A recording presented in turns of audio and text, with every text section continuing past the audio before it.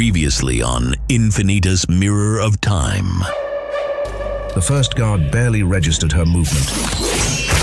The katana's razor edge carved through Kevlar and flesh with surgical precision. The second guard's military training meant nothing. Chen moved like water, like shadow. Steel met flesh with a wet whisper. The P-90's thunder erupted through the chamber. White-hot fire exploded in Chen's shoulder. Shut up.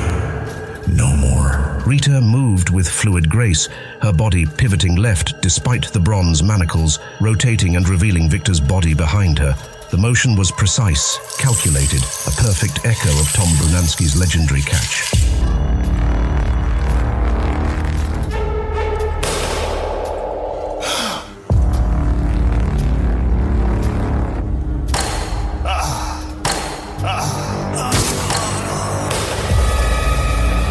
Chen's bullets found their marks with surgical precision. Her hands trembling as they cupped Rita's face.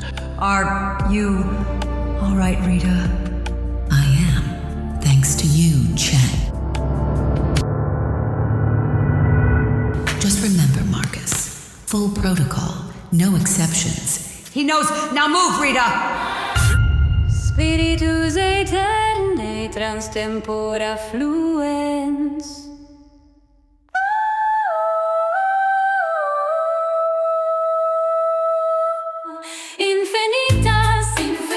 Per eternum vivimus, infinitas, nunquam moriemur, infinitas, spiritus aeternus. Welcome back to the mysterious thriller labyrinth of Infinitas. My name is Mário Portela, and I am the author of both the audio drama and the books behind it. Before we begin, allow me to publicly thank you for your support. Your continued engagement means the world, especially as we craft these soundscapes and dialogues with the help of advanced AI tools. But remember, this is about the story, not the tools. Infinitas is and will always be a narrative first. As we wrap up the season, we understand the aftermath of the whole plot and set up what is to be used as a motto for Season 2 that will eventually be produced soon. Obviously, your interest, support, and comments will propel this to happen sooner rather than later. You already know this audio drama is based on the book of the same name, but did you know it's available worldwide on every Amazon store? And that at least a full trilogy of books is already waiting for you to dive even deeper. Thank you for lending your ears and your courage to this unfolding thriller as we reach the season finale. Proceed carefully and share the show. Infinitas, per eternum vivimus, infinitas, nunquam moriemur, infinitas, spiritus aeternus. Vita post vitam, lux post tenebras, semper resurgimus.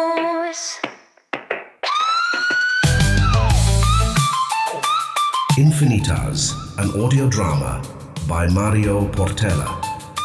Season 1, Mirror of Time. Infinitas, infinitas, infinitas, infinitas, infinitas, infinitas, infinitas, infinitas, infinitas.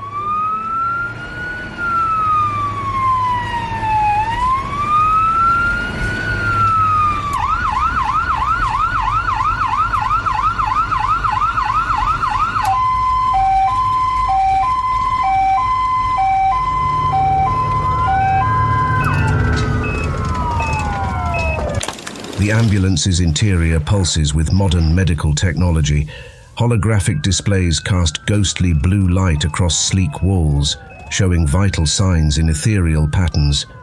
The vehicle's stabilization system fights against Boston's uneven streets, causing hanging IV bags to sway like crystal pendulums in the artificial twilight. Chen drifts in and out of consciousness on the gurney. Smart bandages glow faintly around her shoulder wound, administering coagulants and painkillers with silent efficiency. Blood has soaked through the white fabric, creating a spreading crimson flower against the sterile backdrop. Oxygen levels look good. Heart rate stabilizing. Across from Chen, Rita sits perfectly still as another nurse tends to the triangle brand on her arm. The angry red mark burns against her pale skin like a fresh wound. Raw rings circle her wrists, where bronze manacles bit deep. But she barely notices the regenerative gel being applied. This brand, it's deep. What kind of sick person does this? Monsters hiding in plain sight. Without warning, Chen's hand shoots out, fingers searching desperately through the air. Rita reacted immediately. Mom, please stay back. No, she needs this. But Rita leans forward, ignoring the nurse's protest, and catches Chen's searching hand in her own. The contact seems to calm Chen immediately. Her racing heartbeat on the monitor settles into a steadier rhythm. You're safe. We both are. Chen's eyes flutter open briefly, unfocused, but seeking Rita's face. A ghost of a smile touches her lips beneath the oxygen mask before she slips back into unconsciousness. But her grip on Rita's hand remains firm, unwavering. Sometimes the heart knows what the body needs. we'll be at the hospital in 10 minutes. The nurses exchange knowing looks, but continue their work in respectful silence. Rita's gaze never leaves Chen's unconscious form, cataloging each injury with the practiced eye of someone who has witnessed countless battles across centuries. A bullet wound. So modern, so violent, yet somehow it feels more personal than any ancient blade I've faced. Why does this hurt more than my own pain? I'm the woman who never truly dies, just transforms like moths in moonlit skies. And every ending's just a sweet disguise for beginning once again.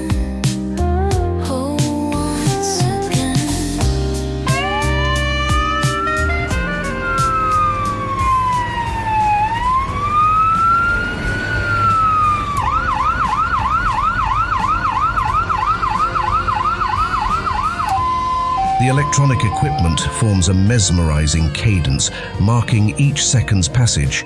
Rita's fingers gently caress Chen's palm as memories flood back.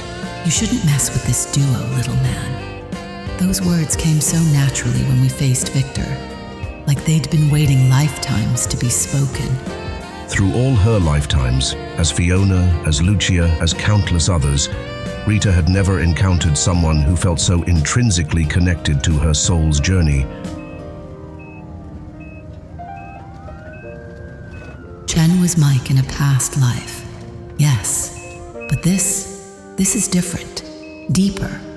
Like our souls have been dancing around each other through centuries, always finding ways to protect and save each other.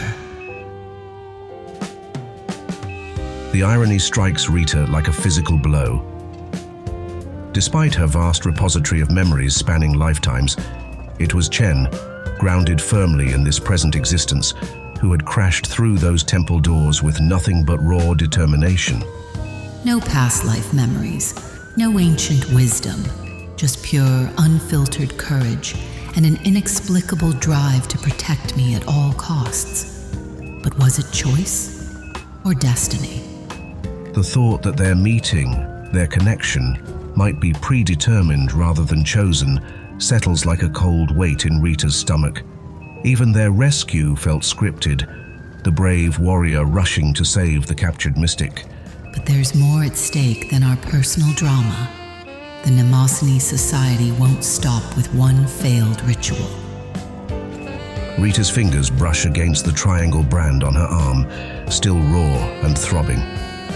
The Society's tendrils reach through every level of Boston's power structure: police, politicians, business leaders. Victor had been just one head of the Hydra. The ancient evil I glimpsed in the Temple of Moneta pulses beneath modern society's surface, wearing new masks but unchanged in its hunger. They'll keep hunting Infinitus, keep attempting their ritual.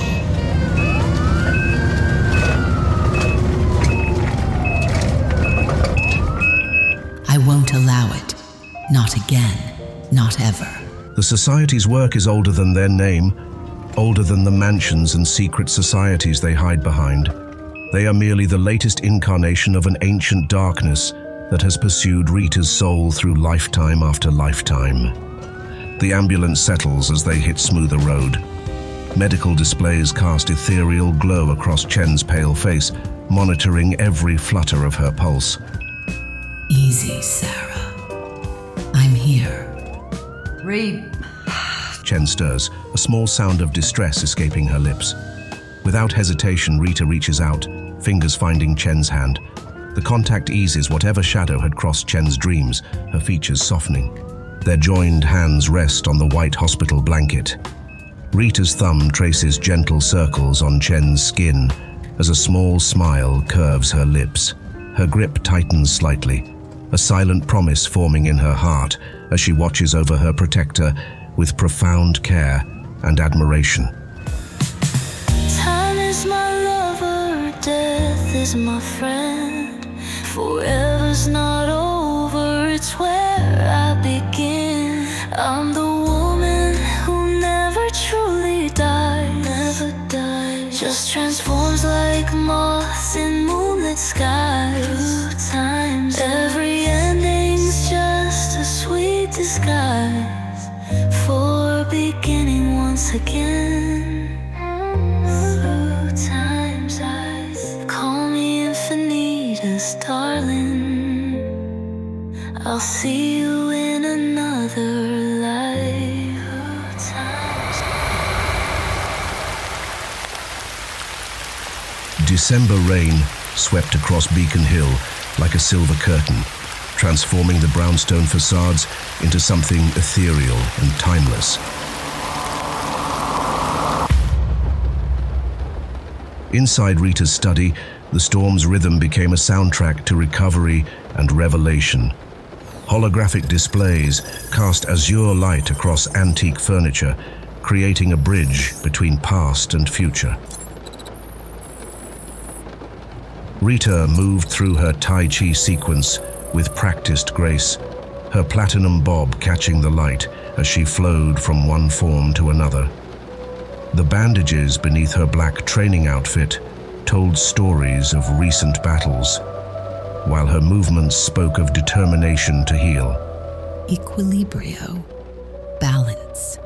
Before speed. Poe lounged regally on a leather wingback chair, his black fur stark against the aged leather. Perched atop a stack of historical texts, Shelley watched her owner with typical feline judgment, occasionally chirping what sounded suspiciously like corrections.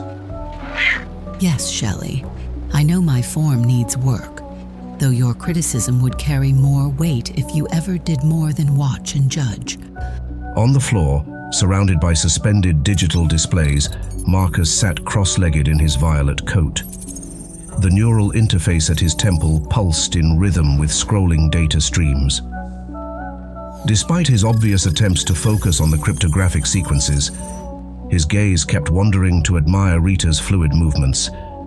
Rita caught his glare. Did you know quantum encryption in the 1920s was actually theorized by a cat enthusiast? They called it the cat state theorem because— Marcus, you're either daydreaming inappropriate fantasies about your boss, or you're bursting to share something. Spit it out. Right, sorry. The special cleansing protocols were successful. All traces of our activities at the mansion have been scrubbed from official channels. He swept aside several holographic screens with practiced efficiency, the data dissolving into pixels of light. Moreover, records now show that Star's entire portfolio of assets has mysteriously changed hands. Some wealthy blonde is liquidating everything, even managed to plant some creative decoys in the system. And the unofficial channels? Already handled through backdoors I installed while they were distracted with the main system purge. Pretty elegant solution, if I do say so myself. Like using a cat to catch a mouse. He glanced at Shelley, who seemed to consider this comparison with the seriousness it deserved. No offense, Shelley. Shelley's tail twitched in what might have been approval, or perhaps planning Marcus's demise. With cats, it was always difficult to tell. Mixing computer security with cat metaphors? You must be particularly pleased with yourself, or stimulated by something else entirely. After pulling off something this perfect, well, right. He returned to his screens hastily, fingers dancing across holographic interfaces with renewed focus. Rita raised her teacup to hide her entertainment, the storm outside providing a gentle percussion to their moment of hard-won peace. Chen would arrive soon. They needed to wrap everything up.